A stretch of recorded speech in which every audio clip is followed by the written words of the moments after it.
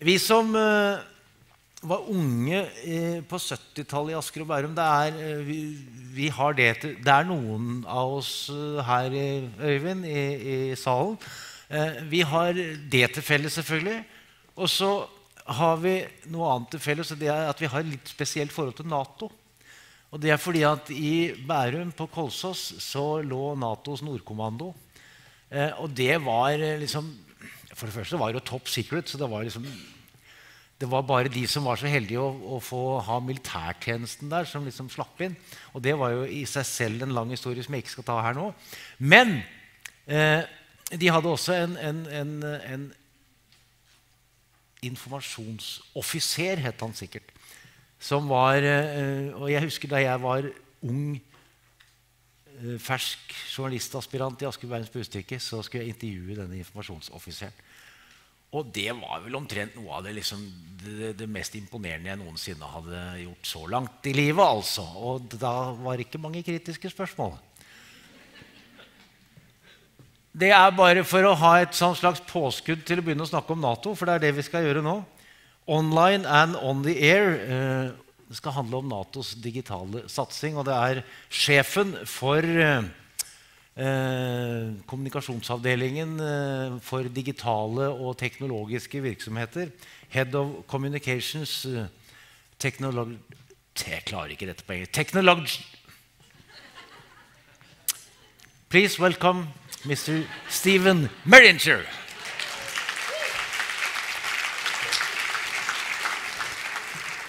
Thank you, Eric. Good morning, everyone. I'm really, really honored to be here to speak with you today, to be in front of such an impressive group of experts and professionals in communication. It's a huge honor for me, so thank you so much for taking time to listen to what I have to say. It was 2007 when a very senior NATO official made the statement that in terms of communications, NATO was operating in the Stone Age. We had no ability to show what NATO was doing in the field, where our operations were taking place, and we had a very weak presence on the internet. That very senior NATO official was former Secretary General de Hoopskeffer. Now think about that. That is the boss saying, NATO, you are failing at your job to maintain pace with how the world is communicating. What he was saying very loudly is, the world is moving forward, and NATO is standing still. And that was a key moment, that was a real catalyst for NATO to realize that they have to maintain pace with how the world is communicating. And that's when my section was created, when my post was created, and when I was brought in to the very fortunate position to make communications change happen for NATO, which brings us to where we're at today. We've brought an integrated approach to NATO's communications. The greatest return on investment that we're seeing now for all of the digital work that we have done is more people are seeing more NATO content than ever before possible. And it's a factor of using the right channels, creating quality content, speaking in the right language on these channels, which is very important to understand, and making sure that we are where the people are and not waiting for them to come to us, which is something that NATO has done for a very long time. They just assumed that people were listening to what NATO had to say. And what they were doing was speaking in NATO language. They weren't speaking in a language that people can understand. Now, all of our channels, all of our digital channels that we are managing have their own added value. Each channel gives something to the audience that they won't get on one of the other channels. But they're also designed to be very cross-promoting, complementary, and cohesive. So they all support each other and drive traffic to each channel, while they're also drawing in and supporting their own audience. And one of the things that we have seen with all of the channels that we manage, each channel definitely brings in a different audience. So they're not competing with each other. It really is about a complementary approach. Now, doing all of that, managing all those channels, takes a lot of resources. And I don't mean computers and technology, it takes people. And that has been a big challenge for me to get NATO leadership to understand. You have to invest. You have to invest in resources to manage these channels effectively. I think there are still a few people in the senior leadership at NATO that think that it's just one guy pushing a button and all this technological magic just happens. They don't understand what an incredibly complicated communications infrastructure is that we're managing. And they don't really understand how important it is until they see the results.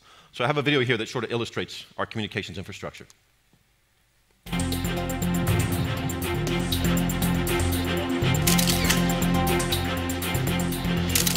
It's great to be here, and it's a great honor to be the Secretary General of NATO. We face serious challenges, some familiar, some new. Our democracies must continue to rise to each and every challenge, as we did at the summit in Wales. The summit set a clear course. The decisions taken in Wales will ensure that NATO stands ready to face the future. My responsibility is to implement those decisions. Secretary General, it's Jeff Glore in New York City. Can you hear me? Yes, I can hear you. Why did you take the job? Because I like challenges. NATO's most important job is to protect and defend our nations against attack. And these men and women make sure that NATO gets the job done every day. For almost 2 years, our Patriot deployment has helped protect and defend Turkish territory and citizens against missile attacks. إن منظمة الناتو هي حلف يضم 28 دولة.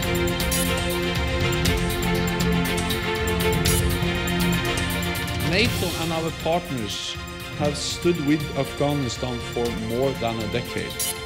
The ISAF mission brought together 50 nations, the largest coalition in recent history. Everybody had anxiety about it, including myself. My men were immediately basically on top of me, putting tourniquets on my body.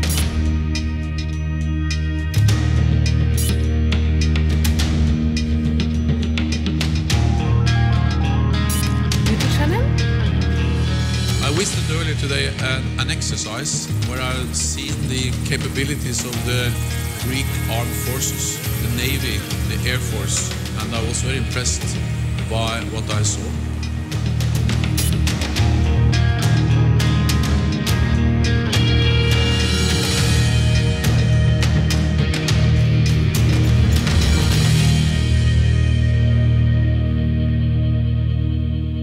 So I like to say we've got it covered because I'm pushing my team to make sure that we are where it matters most in terms of our digital outreach.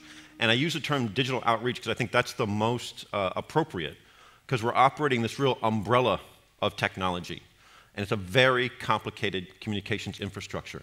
So in that video, every picture, every piece of video, every word on screen, every piece of equipment, that is something my team is actively having to manage. Now, you may have recognized the main actor in that video. I understand why he is so respected and loved in this country, because he is really a fabulous leader, and we're honored to have him as our new Secretary General of NATO. Absolutely. Excuse me. So, our objectives for NATO's digital outreach, very straightforward, very simple. These are the same objectives that any other international organization, a corporation, a business might be trying to achieve. We want to build brand awareness, build our online engagement. We want to reach younger audiences. We want to acquire more fans and followers. We want to also build an understanding of NATO, which is a key weakness in our global population. They recognize the NATO brand.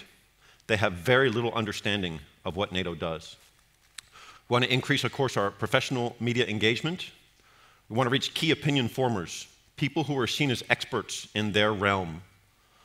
We identify these key opinion formers. They have their own community who listens to them. So we educate them about NATO, and then we encourage them to educate their own communities and networks about NATO.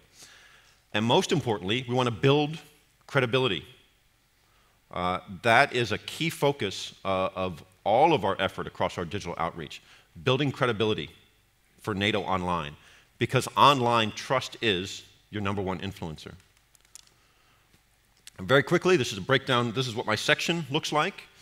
This is the first time NATO has had a structure like this, a full circle multimedia production capacity, from the ability to conceive, create content, to produce and distribute content.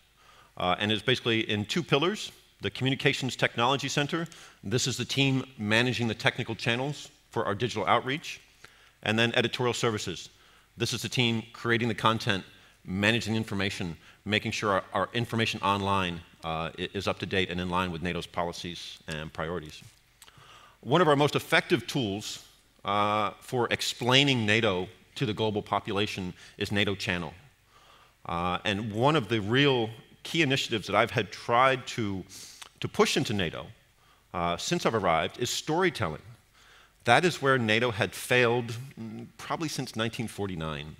When I was doing my research for my recruitment to come to NATO, I looked on the NATO website, and the web stories would literally start like this. On this date, this acronym met with this other acronym to talk about this acronym project. Nobody is going to read that.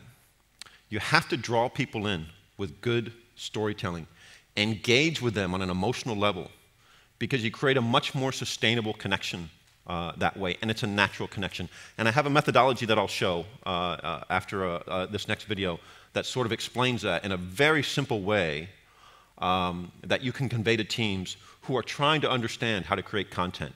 Because just like there is a learning curve for social media that we're all undergoing, there's also a learning curve for content creation. There are, of course, natural people with natural talent for content creation. But for most of us, it's a learning process. It's a learning curve, and it comes from experience and experimentation with that. Now, I have a video I'm going to show that sort of illustrates our approach for storytelling for NATO. Not only the approach of our production, but also the bar that we have to meet for NATO in our storytelling. And I will say, I'm a journalist. I was a journalist for 15 years. I'm still a journalist at heart. And I was really quite concerned when I came to NATO that it was going to be a daily editorial battle about we want to tell the story and we're being held back from telling the story. And I have been so pleased it's been exactly the opposite.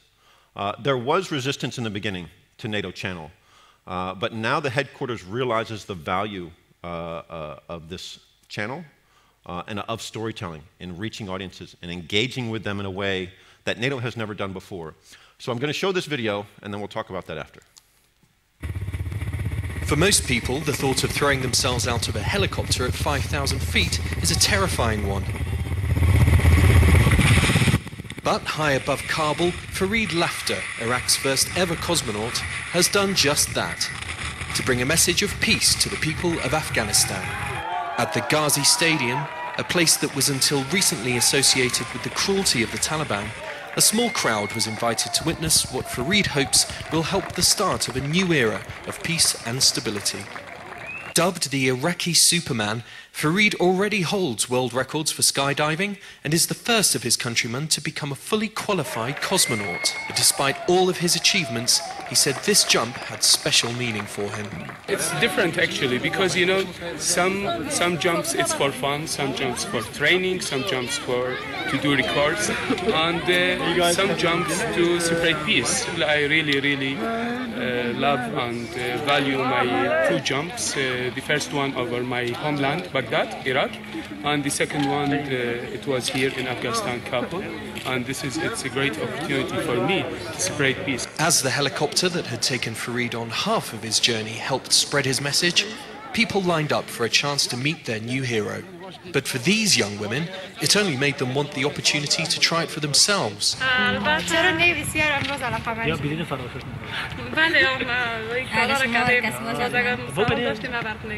It seems that as well as spreading peace, Fareed's exploits are inspiring ambition too. البته من اینی است که یک مرد پیدا شد تنها مردا از خود بندازه خانما میتونه خود بندازن دیگه ما آرزوی می است که در رشته خانما دیگه کار داشته پیشرفت کنن و استعداد خود داشت بودن اینی که تنها هر روز ما ببینیم مردا هر کار کنن هیچ مهم نیست. As in Baghdad, Fareed's peace jump showed his young fans that in a stable Afghanistan anything is possible, a message many took with them. This is Brett Turner in Kabul for the NATO channel. What do you think? It's good? It's not good? I show this story a lot. I'll say it's a couple years old, but I use it because it illustrates so well some of the key points in our approach to storytelling. And when I show this video, most people like it. I think it's a pretty good story. Some people don't like it for whatever reason. They have their reasons. And then other people are like, good story, but we don't get it. What's in it for NATO? There's no obvious NATO connection in that story. There's no NATO representative in that story talking about what NATO is doing. So why would NATO invest its resources on a guy who has nothing to do with NATO? You have to look at the themes and the messages that are inside that story. When Fareed swoops into Ghazi Stadium and he starts talking about he's there to bring a message of peace for the people of Afghanistan, and he's there to show that hope is a real possibility for that country. Those are critical messages for NATO, key messages. And it's even better, it's he's saying it, it's not us. That builds our credibility. And that line of young women, I think they're so fascinating where, there's a couple that are kind of like this, and the ones like this going, we could do that, we're just as good as men, we just need to be shown how. The empowerment of women, another critical message for NATO, especially in Afghanistan. So that's our approach to storytelling. The themes and the messages inside our stories merely have to be relevant to NATO's priorities and policies. So NATO effectively says, we're going that way. You guys figure out how to tell that story. So we've been given a really good freedom of movement to do our storytelling, to do good journalism. And everyone that works on NATO channel, we have a media or journalism background. So we have a really clear understanding of what the outlets want, and we've tried to make the process as smooth as possible to get our content to media outlets. So we use all of our content across our digital channels, but even more importantly is pushing this content out to media outlets worldwide. So we have our own internal distribution system. We have about 1,000 media outlets on our distribution list. And then we have our distribution partners who have also hundreds and even thousands of media outlets. So when we send out a NATO channel story, it's going to well over 2,000 media outlets around the world. And we do see good use of them and regular use as well. So I talked about a methodology, very simple. Because just as there's that learning curve for social media and digital outreach, there's a learning curve of content creation. And communications tangibility is a really simple, effective way to convey to people how to do quality content and good storytelling. I developed this idea for myself when I was a television newscast producer. I would try to build communications tangibility into my newscast every day. And it's simply the idea of, let's say, you're showing somebody a story, and it's very emotional, and it hits them in the heart. You've created emotional tangibility. Or you're showing good pictures and good video, it's very compelling, it sticks into their head, visual tangibility. Or if you give people information they can take away and use for themselves, or information they can share with other people, it's informational tangibility. That's a much more natural way to connect with an audience. It's an organic connection. They're drawn in by the storytelling before they even realize they've been drawn in. Because the storytelling, it captures their mind first, more than the information does. People know a press line. They know a media line when they hear it. That is much more fleeting. It's not going to stick. But communications tangibility is a way that you can really connect with audiences, and you can apply that across any form of communication. You can do storytelling in a press release, in a video story, in a web story, in a photo gallery, in an infographic, in any form of communication. There's a way to build storytelling into that communication. And we have seen that directly for NATO in how we do our storytelling. One of our most notable successes has been the Return to Hope project. I hope some of you have managed to take a look at this site. We launched returntohope.com at the Wales Summit last year. The objective of this project was to capture NATO's legacy in Afghanistan, meaning when the ISAF mission ended at the end of last year, what story did we want to tell about NATO's time in Afghanistan? And when my team came to me and they said, we have to do something like this, my only guidance, I said, just make it about storytelling. That's the only guidance I give. And they ran with it, and they did a fantastic job. Now, this is not a website about NATO and Afghanistan. NATO has never done anything like this before. What we did was we identified 6 personalities, very interesting people, people who have lived some of the best and worst moments of their lives in Afghanistan. and we let them tell their story. And then we built NATO's narrative around that. And it has been quite successful for us. We've gotten a lot of attention for the quality of the website, the quality of the material, the quality of the storytelling. We've won numerous awards for the website as well. And it really is a key example for international organizations and governments about the importance of quality multimedia storytelling. Now, the views on the website, we've had, I would guess, 220,000 right now. I would love it to be 2 million or 20 million, to be honest. So the number of views, we would like to be higher. But what really got our attention was the quality of the views. People were coming onto this website and spending, on average, and the average kept increasing, 8, 10, 20, even 30 minutes on the website. That means they were really being engaged by the storytelling. They were really exploring the site and exploring the modules and exploring the content. Now, to put that into context, the official NATO website, we're lucky to keep people for 2 minutes. So people were coming to this website and were really being drawn in to the quality of the content and spending an extensive amount of time. I have a video that also illustrates the site here.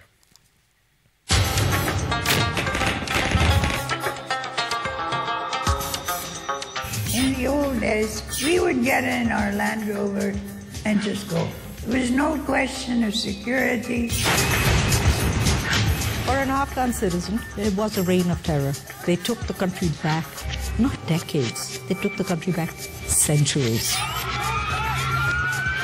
Originally, I thought we were going there to build schools and stuff, to where it was fighting for our lives, you know. We need to do more work and make our country better, our life better. I believe that we owe it now to the Afghan people to finish the job and return the country to the Afghan people.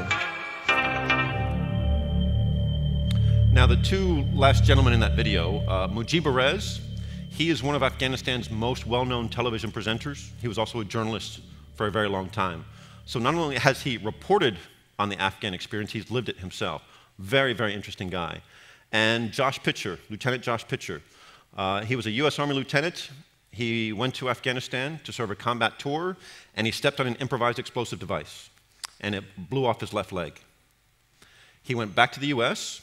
He went through rehabilitation, physical therapy. He got a prosthetic leg, and then he went to his commanders, and he demanded to go back to serve another combat tour in Afghanistan because he felt so strongly about wanting to complete the mission that he was given. Those are the kind of stories that you'll find on Return to Hope. Really compelling. And then again, NATO's narrative is built around that. So please take a look at Return to Hope for yourself and help spread the word as well. Now, I mentioned that this site got a lot of awards. We've won 8 or 10 different awards. We were also nominated for a Webby Award. If you're not aware of the Webbies, it is considered the internet's highest honor and highest recognition for digital channels. Now, NATO, this old, bureaucratic, sometimes boring organization, was nominated for a Webby Award next to CNN, National Geographic, and the New York Times. NATO, standing next to some of the premier media brands in the world for the quality of our storytelling. Now, as all nominees who don't win say, it was an honor just to be nominated. But this was a big deal for us, because this truly showed we were on the right path for our storytelling, and that storytelling was the right approach to connect with audiences. So this was a very big endorsement for our approach for NATO's communications and for our digital outreach. And again, a huge statement for all international organizations and governments to realize the importance of quality multimedia storytelling. Okay, very quickly, I want to make sure I'm on time here. Method of delivery. Going to shift now into just the more basics of digital outreach. When you're talking about digital, you have to think of method of delivery. Because everywhere you go, it can be different channels, different methods. Something very interesting happened in January of last year. Mobile access overtook desktop access for internet access worldwide. More people are accessing the internet on mobile devices than on standard desktop PCs. And this is a trend that will continue forever. I would venture to guess it will probably peak at about 80%. and then there will be some fluctuations there. So when you talk about communications planning, when you talk about creating communications channels, you have to think about method of delivery and make sure you have mobile as a priority. We also saw the results of this for our website. We saw more and more mobile traffic coming to the NATO website. Traffic to our digital channels for NATO is very event-driven.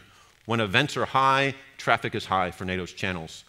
In 2014, very busy year for NATO, we saw a 60% increase in the traffic to the NATO website. 20% of that traffic was from mobile devices. In 2013, it was 7% access of mobile devices. So more than doubled in a year, and we expect that trend to continue for quite some time. So we launched a new NATO website at the summit last year. It's a much lighter, faster website, but most importantly, it works on all mobile devices. You don't need a special application or a special device. It's a responsive design that adapts itself to your device and the size of your screen. So this is a situation where NATO saw the trend, saw the needs of our audience, of our customers, and we responded to that. This is what NATO's social media looked like when I got there in 2010. What had happened was a few people were trying to do something good. They were trying to push NATO towards social media. So they created a lot of accounts that claimed to be official NATO accounts. So they were trying to do something good, but they were doing it without a strategy, without the right oversight, without a management and moderation of the channels. They were doing it without any authority, actually, as well. And when I arrived, and I said to my bosses, "What are you guys doing on social media? Because it looks like a mess." And my boss says, well, we're not doing anything. That's why you're here. And I said, well, somebody's doing something, because I'm seeing a lot of stuff out there. And I said to my bosses, let me see what I can find. And we spent about 2 weeks really digging into the web and seeing what was out there that claimed to be official NATO content. And we found 10 or 12 accounts. Facebook and Twitter were there, the obvious ones, but then some I had never even heard of before. VodPod, MetaCafe, LiveLeak, YouTube, and a few others. And I showed these to my bosses, and they were shocked. They had no idea this was out there. And then they said, well, what do we do? I said, shut them down. We can't manage this. We don't have the content, we don't have the resources to manage so many channels. And we're diluting our message. We're trying to be everywhere at once. So we shut them all down, and we created what is NATO's core social media platform, where we are today. And you can see very clearly, this is from the beginning of 2014 to today. So we're just approaching 1 million fans on Facebook. We've just topped 300,000 on Twitter, and now over 9 million views on YouTube. Now, these are not Lady Gaga, Justin Bieber numbers, but for NATO, this is really good. And I can turn to my bosses and say, see, the potential is enormous. The demand for NATO on social media is very high, but we have to embrace it. We've got to make it part of our critical communications capacity. So we're very pleased at the results of our channels. We're seeing more engagement and response on everything that we do in terms of digital outreach because of what we're doing on social media. And I would say we have this list, we call in development. We're testing these and see if they're going to really work for us. Flickr can now come out of in development and become one of our core channels. It has proven to us the value. We're getting tens of thousands and sometimes even hundreds of thousands of views a week on our Flickr page.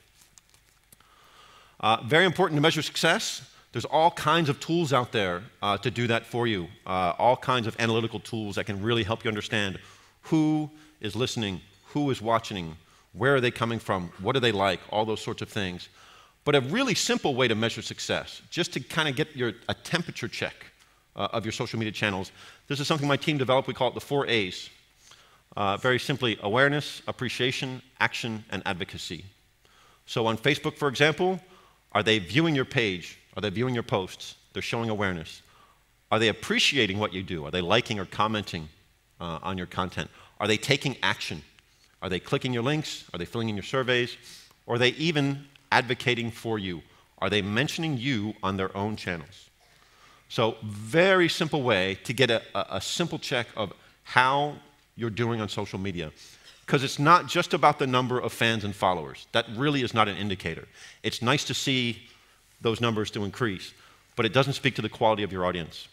We like to say that many, many people sign up to the NATO Facebook page so they like us to tell us how much they hate us, and that's okay.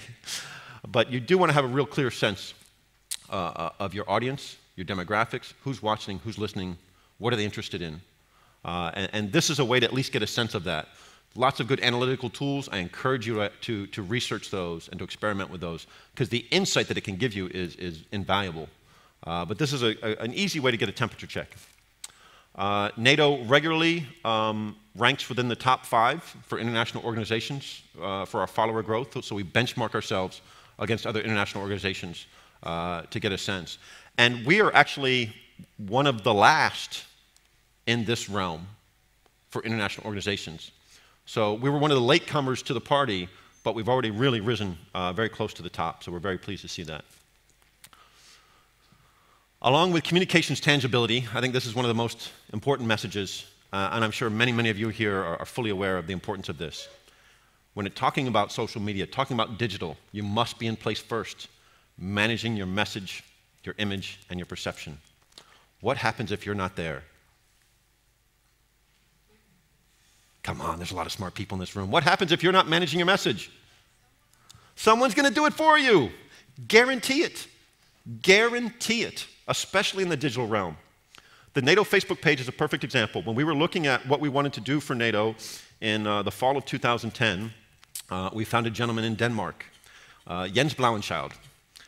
He had created a NATO fan page on Facebook, and he would post random articles, pictures, NATO news type stuff. When we found him, he had 7,000 followers. And I thought, wow, that's really interesting. So I told my team, I said, reach out to this guy. There's got to be a partnership or a synergy.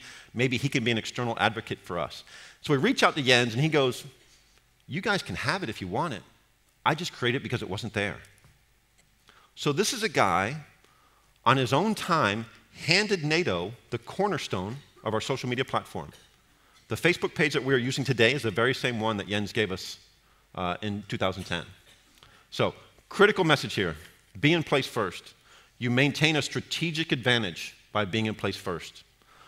If someone else is ahead of you, you're going to have to work that much harder to get in place first, because there's going to be a long line of people wanting to tell your message for you. Of course, we're doing our best to counter Russian misinformation. It's quite complicated because Russia has literally thousands and thousands and thousands of people working on their misinformation campaigns. I have 3.5 people working on NATO social media. So we have to be very strategic and sort of identify our moments. One series that we did is called Debunking Russian Myths, and this did quite well. The audience really responded to this because we took the very complicated media and political messaging and we translated it in a way that the audience could absorb. So making the very clear clarifications of Russia's misinformation very understandable and absorbable by our audience. So these did quite well for us. Content translation is important. I still see it some days. People think they can just post a press release on their Facebook page and check the box, job done. Doesn't work that way. You've got to translate your content for that channel. Twitter, for example, you are effectively speaking another language with the hashtags and the abbreviations and the acronyms that you use there. So you've got to make sure that your content is speaking to that channel and speaking to that audience. And this is a very simple example that my team put together. This was literally Australia and NATO reinforcing their partnership. And my team got that and went, oof, that's boring. What are we going to do with this? And they came up with this idea, very simple, you know, Aussie airmen with the foam finger. And they translated this entire message in one sentence. Simple as that. And this did really, really well, especially in Australia.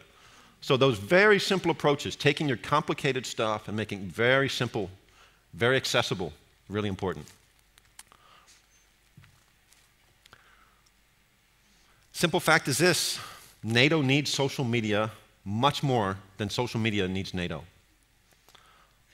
Revolutions have happened since the beginning of time. They will happen until the end of time. But social media is a true game changer. And it's critical for governments and international organizations to understand while social media can empower an organization, it can also just as equally empower an individual. And you never know where that individual is going to pop up. So it requires international organizations to be nimble and flexible and ready to respond to these technology changes. We no longer have the option to wait and see. And that's the mode that NATO was in for a very long time. We were in the wait and see mode. When I arrived at NATO, we were running 10 to 15 years behind in terms of technology and communications technology. And we don't have that option anymore. Technology is moving so fast. If you're not maintaining pace, you'll be left behind and become irrelevant. One real quick example, and then we'll wrap up here, was the raid on Osama bin Laden's compound in Abbottabad, Pakistan. Does anybody know where that raid was first reported? Twitter. Not by BBC or CNN or the White House, by a guy sitting across the street from Osama bin Laden's compound with a Twitter account. You know, hey, I'm hearing gunfire. Wow, there's helicopters overhead. Hey, I just heard a big explosion. One guy with a Twitter account was reporting the biggest story of the decade 8 hours before the world even knew what was happening. That's the empowerment and the speed that social media can bring to individuals as much as it can bring to organizations. So you must maintain pace with how the world is communicating. So with that, like us on Facebook, follow us on Twitter, watch us on YouTube, and I'm happy to take any questions if you have any. Thank you.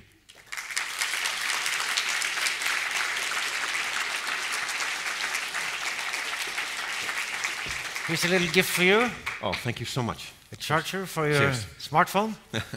If you stay over here, certainly, then I can be here. I can assure you that this topic interests this audience because I have lots of questions. Super. Thank you so much. So we'll try to ask a few of them. Many speakers at this conference have mentioned the importance of integrated communications. How do your two sections cooperate? Indeed. So we have, first off, a very robust editorial process. So before we even get to the point of thinking, what are we going to do with the content, we have to ask ourselves, do we want to do this content? So there's an editorial process so that we make sure that the content is being produced the way we want it to be produced for the channel that we want it to arrive on. And then our technical team is part of that editorial process. The social media team sits in the editorial discussions and helps guide that discussion. So that when the content creators are thinking of a concept, the social media team is advising them on how to translate that for the different channels. So it's about integrating the teams, I think, as much as the channels. And that approach of cohesive, complementary, and cross-promoting has been very important as well. Do you have the same story towards all of your membership countries, or do you have different communication strategies for the different countries? Indeed. So, you know, our focus is on NATO's communications. The individual nations must manage their own communications to their national publics. But we certainly support them with that. I do regular consultations with the nations on digital outreach, on that communications life cycle that I spoke about. So we're helping them understand the right processes and lessons learned, and we're trying to bring them best practices for their own communications. But ultimately, it's up to them, but we're trying to give them good guidance and advice on that. Have you yourself been accused of doing propaganda instead of communication? All the time. All the time, of course. I always get not always, I very often get that very probing point. We get it, you're the propaganda guy. Now, of course, I don't really care for that. That's a rather negative connotation. And propaganda is the idea that you're bending the truth a little bit. And really what we've been empowered to do is to tell the truth, to show what's happening, where NATO is operating, where NATO has activities. And what I say to people is, you know, you have to really decide for yourself. But you can't just look at one piece of content or one story and say, they're just doing propaganda. You have to look at the totality of our coverage and then decide for yourself. The way to illustrate that is like a television newscast. You know, a 30-minute television newscast. At the top is the hard stuff, the more difficult stuff, the world events. At the bottom is the cute and fuzzy kittens, right? You have to watch that whole show to say if it was a good or bad newscast. And I'd say you have to look at the totality of our coverage and then decide for yourself. I don't see it as propaganda. I see it as good storytelling because we've been empowered to ask tough questions, even to NATO senior leadership. When Secretary General Rasmussen, who helped launch NATO Channel at the Royal Danish Defense Media Center, when they brought NATO Channel to NATO for us to take ownership of this, my predecessor said to him, "Sir, we want to tell good stories, we want to push the envelope a little bit, and we want to ask tough questions, even to NATO." And Secretary General Rasmussen said, "Hit him as hard as you can. That's what NATO needs." So if we show that we're willing to ask ourselves tough questions, again, builds our credibility. So absolutely, I don't call it propaganda, I call it good storytelling, but you have to look at it and decide for yourself. But what about the controversial operations, for example, the bombings in Libya? How do you cover them? In a specific, special way? Indeed. So we often get the question, do you do negative news about NATO? And I say, well, that's not what we're looking for. There's plenty of that coverage already taking place. We're trying to show the other side of things, the good, important work that NATO is doing. However, it doesn't mean that we also are not allowing negative or critical voices on our channels, and that's very important. So we're not reporting negative news, but we have created the platform that allows people to be open to speak negatively about NATO. A good example is the Chicago Summit in 2012, where we had thousands of protesters around the summit site protesting against NATO. And I went to my NATO channel journalist, I said, go do a story on the protesters. So we sent him out there into the crowd to do a story on the protesters of the NATO summit. And he came back, and he had what you might expect, a lot of critical comments about NATO. And he put the story together, and I had to review the script, and it was all quite negative about NATO. And what was missing was the other side of that. Someone going, well, NATO's not that bad. We do some good stuff. That counter voice, as you would want in a balanced story. And I read that script, and I thought, on this one, you don't need that counter voice. Because this is a story about the protests and about the protesters and about their voice and about their message.